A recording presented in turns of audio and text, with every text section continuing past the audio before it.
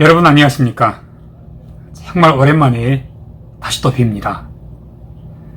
거의 한 12일 가깝게 이 12일 동안에 얼마나 많은 일들이 발생하고 있었지만 제가 단 한 편의 논평도 내놓지 않았었죠.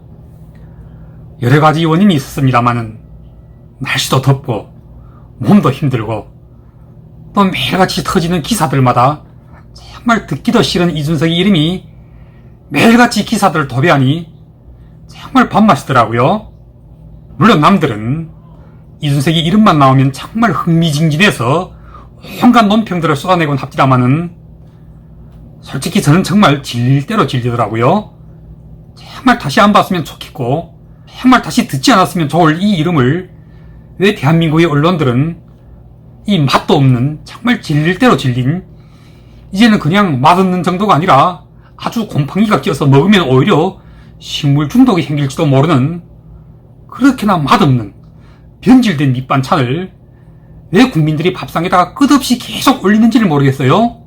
그래서 거기에 속은 국민들이 긴가민가 하면서도 정말 이대로 계속 이 맛없는 음식, 이제는 변질되어 냄새까지 이상해지고 있는 이 이준석이라는 밑반찬을 계속 먹어도 괜찮을까고 한창 의심하고 있을 무렵에 이준석 본인이 이제는 완전히 흑화가 되어버린 것입니다. 직접 정부 여당을 공격하고 대통령까지 공격하고 나서다가 종당에는 그 곁에 남아있던 몇몇 안 되는 이핵관들, 예를 들면 정미경 같은, 한겨호 같은 이런 진짜 이준석의 핵심 관계자들까지도 이제는 다 몸을 사리기 시작한 것 아닙니까? 원래 나무가 넘어지면 그 나무에서 함께 기생하던 원숭이 떼들은 각자 살 길을 찾아서 흩어지게끔 되어 있는 거잖아요. 더구나 이준석은 이제는 완전히 흑화가 되어 두 손에 오물을 움켜쥐고 마구대고 쥐어뿌리니 그 오물들이 누구한테 가장 먼저 튕기겠습니까? 두 말할 것도 없이 가장 가까이에 있는 사람들한테부터 튕길 거잖아요. 그러니까 보세요. 가장 가까이 있는 핵심 관계자들부터 일단 뿔뿔이 멀리하게 되는 것입니다. 이렇게 되니, 그러니까 이 정도로까지 오고 나니 더 이상 언론은 이준석이라는 이 밑반찬을 국민들이 밥상에다가 올릴 수가 없는 것입니다. 그 이전까지는 그래도 이 이준석이라는 밑반찬은 그래도 어딘가는 먹을 맛도 있고 또 먹으면 몸이 더 좋은 영양가도 있는 반찬이라고 국민들을 속여왔고 또 거기에 속아 넘어간 국민들도 적지는 않았지만 이제는 안 되잖아요. 이자가 직접 두 손에 오물들을 움켜쥐고 그래 좋다, 너 죽고 나 죽고 한번 해보자 이런 식으로 눈에 쌍심지를 켜들고 대통령한테까지 달려드니 이런 자를 어떻게 누가 더 이상 감쌀 수가 있겠습니까? 감싸는 자들은 여러분들 기억하셔야 합니다. 지금 이 지경까지 왔어도 계속 이런 자를 감싸는 자들은, 그런 자들은 한마디로 윤석열 정부가 망하기를 바라고 또 이 윤석열 정부를 뒷받침해야 하는 정부 여당이 망하기를 바라는 자들밖에 없는 것입니다.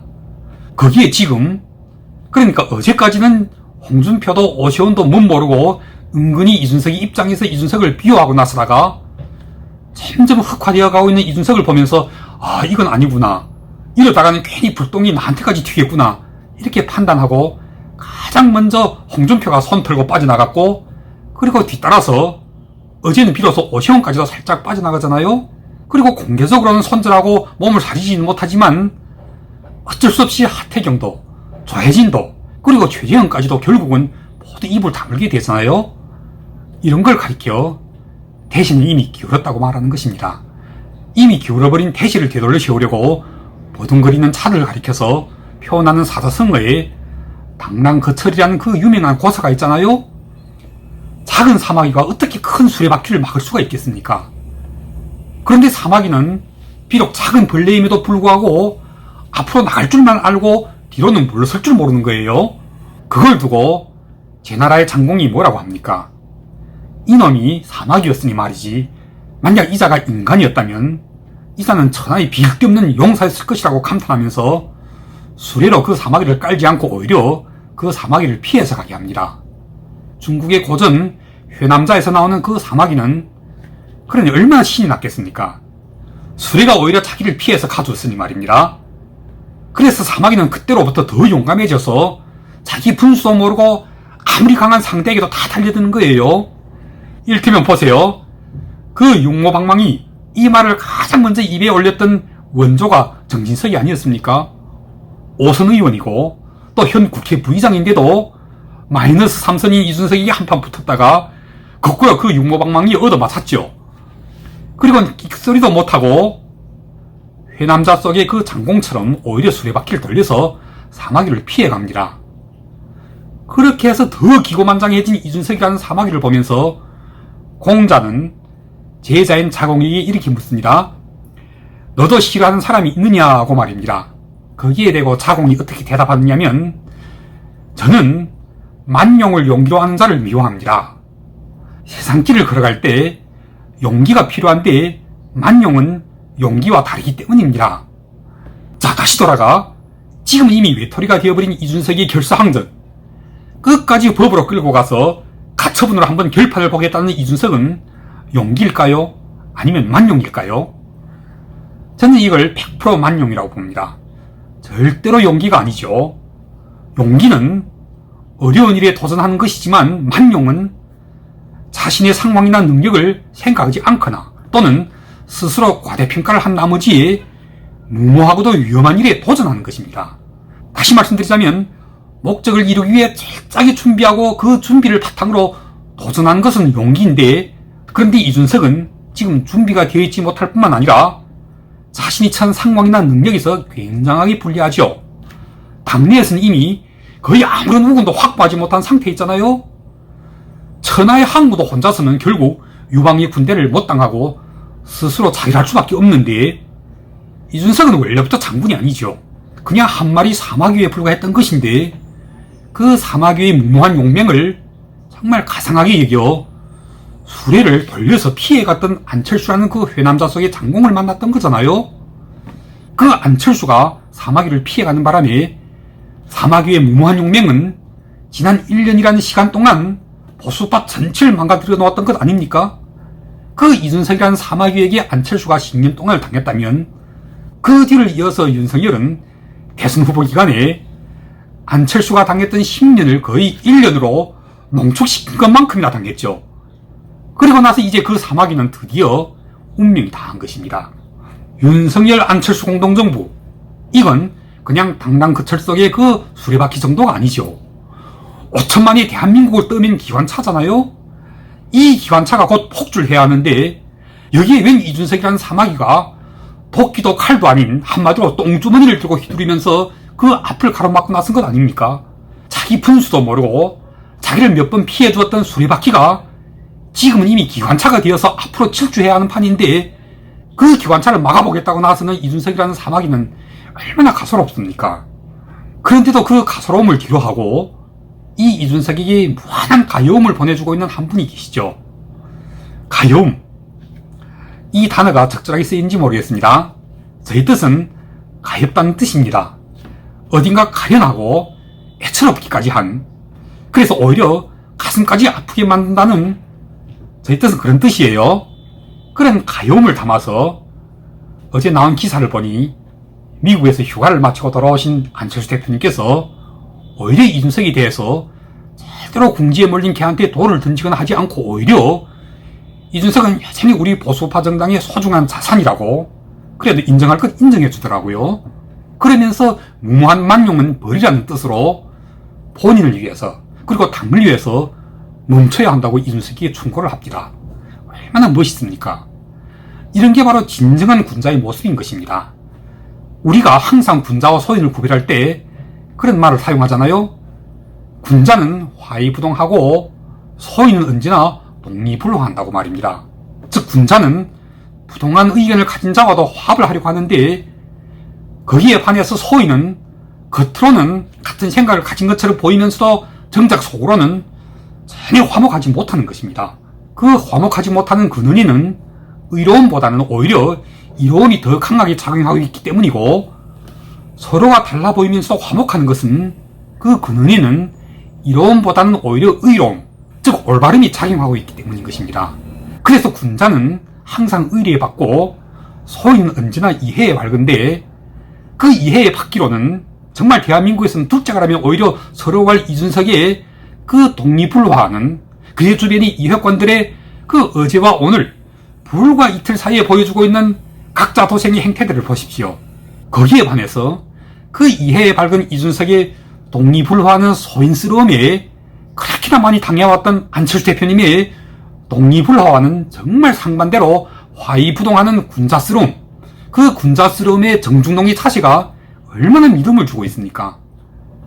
그런데 그와는 반대로 한마디로 하면 좌파 역선택을 아주 교묘하게 이용하여 보수파 정당의 당대표를 거의 사기치다시피 꿰찼던 이준석은 임기 내내, 물론 이제는 1년 만에 드디어 쫓겨났지만 그 1년 동안을 당대표 자리를 누구한테 빼앗길까봐 매일같이 누가 자기를 해치지 않나 전전긍긍하면서 거꾸로 누가 뭐라고 한마디만 귀에 거슬리는 소리만 해도 바로 길길이 날뛰면서 공격해대고 또 나아가 더 큰 다른 것을 탐지다 보니 이준석도 얼마나 힘들었겠습니까? 그래서 논어 속의 그 수리편에서는 이렇게 이야기하고 있잖아요. 중국어로 君子远荡荡,小人长戚戚. 무슨 뜻이냐면 군자는 어느 경우나 태연자약한데 소인은 언제나 근심걱정으로 지낸다는 거예요. 군자는 자기 할 일만을 힘써 할 뿐 그 밖의 것은 자연과 운명이 맡기기 때문에 어느 경우나 태연자약할 수밖에 없는 것입니다. 그러나 소인은 아니죠. 소인은 한 가지 욕심을 이루면 또 다른 것을 탐내고 애써 얻은 다음에는 혹시 이럴까봐 조바심을 하기 때문에 하루도 마음이 편할 날이 없는 거예요. 그리고 그 이럴까봐 겁나는 조바심, 즉 누군가가 빼앗아갈지도 모른다는 그 누군가를 군자라고 의심하는 겁니다. 그래서 그 군자를 해치기 위해서는 그 군자가 하는 모든 일에 방해를 놓는 거예요. 그런데 그 군자가 하는 일이란 무슨 일이었습니까? 탈만인 바로 윤석열과 단일화를 해서 군자 사실은 자기를 희생하면서 단일화를 성공시켜 바로 오늘의 이 윤석열 정부를 탄생시킨 거잖아요. 바로 이 과정에서 군자 안철수가 놀았던 역할과 소인 이준석이 놀았던 그 배역을 한 번만 되돌아가 보세요. 여전히 논어 속에 안면편에서 나오는 말입니다. 중국어로 君子成人之美,不成人之恶,小人反死. 무슨 뜻이냐면 군자는 사람의 아름다운 것을 이룩해주고 반면 사람의 악한 것은 이룩하지 않는데 소인은 이와 정반대인 거예요. 즉 안철수는 윤석열을 도와서 성공하게 해줬던 반면에 이준석은 정반대로 남이 착한 일에는 협력 대신 방해를 하는 거예요. 그 방해를 하는 방법이 자기 실력과 노력보다는 남의 힘과 도움에 의해 자기의 목적부터 달성하려고 노력하는 거예요. 그래서 자연 강조한 술책과 아첨과 원망과 조바심으로 밤낮을 보내게 되다가 그 밤이 새고 나면 그 밤속에서 꿈꾸었던 모든 온갖 더러운 괴계와 술책들이 모조리 밝아오는 새날의 햇빛 아래에서 발장 물거품이 되어버리는 것입니다. 결국 가서 군자는 승리하고 소인은 패배하는 것 아닙니까? 그리고 패배한 소인에 대해서도 군자는 절대로 짓밟지를 않는 것입니다. 그렇지만 짓밟지를 않는다고 해서 다시 그걸 따뜻하게 품어안는다는 소리는 절대로 아니에요. 살려두면 다시 또 물어뜯는 것이 소인입니다. 그래서 한 번 소인은 영원한 소인인 것입니다. 소인이 절대로 군자로 될 수 없는 것은 바로 이 때문인 것입니다.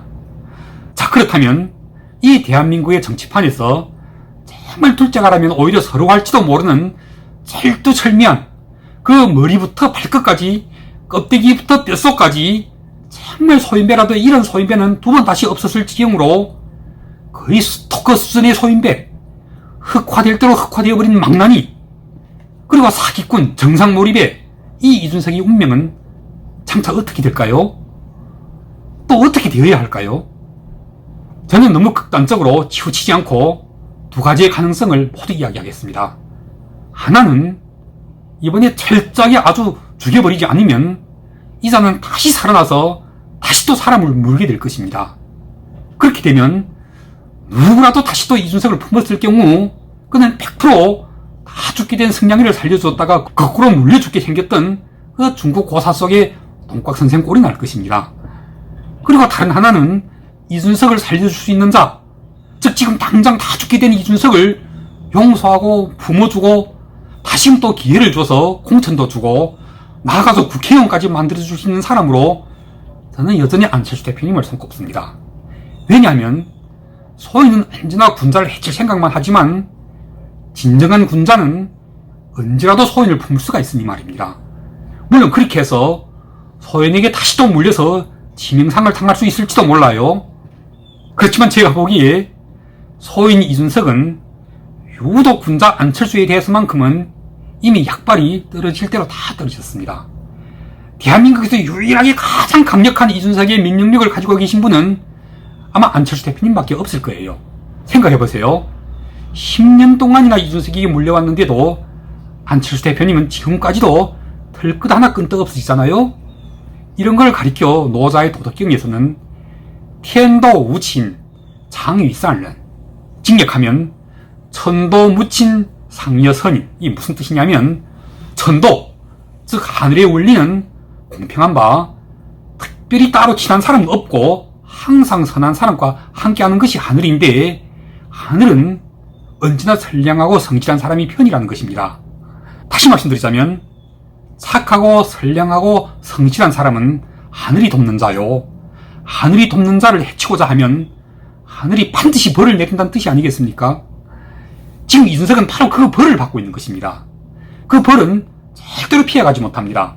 하태경 따위, 김웅 따위, 허나 따위가 나서서 비호하고 한편이 되어준다고 한들 그동안 이준석이 저질러왔던 그가 천도, 즉 하늘의 뜻에 반하는 그 온갖 모든 탐욕, 교사스러움, 그리고 타인에 대한 온갖 조롱과 능멸, 이런 것들이 불러온 하늘의 징벌을 그가 무슨 수로 피해갈 수가 있겠습니까? 반항해봐야 아무런 소용도 없습니다. 그냥 죄는 그 지은 죄만큼의 대가를 지불하게끔 되어 있는 것입니다. 그 대가를 지불하고 그 죄를 씻고 나서 언젠가는 국민들이 그래 그만큼 하면 이젠 됐다 하고 용서하면 그때 다시 뭔가를 도모하는 것은 혹시 가능할지도 모르겠어요. 이준석에게 권고합니다. 일단 지금은 죽으세요. 죽는 길밖에 없습니다. 그렇게 해서 죽어서 다시 살아나세요. 그렇게 살아나는 것이 진짜로 살아나는 길입니다.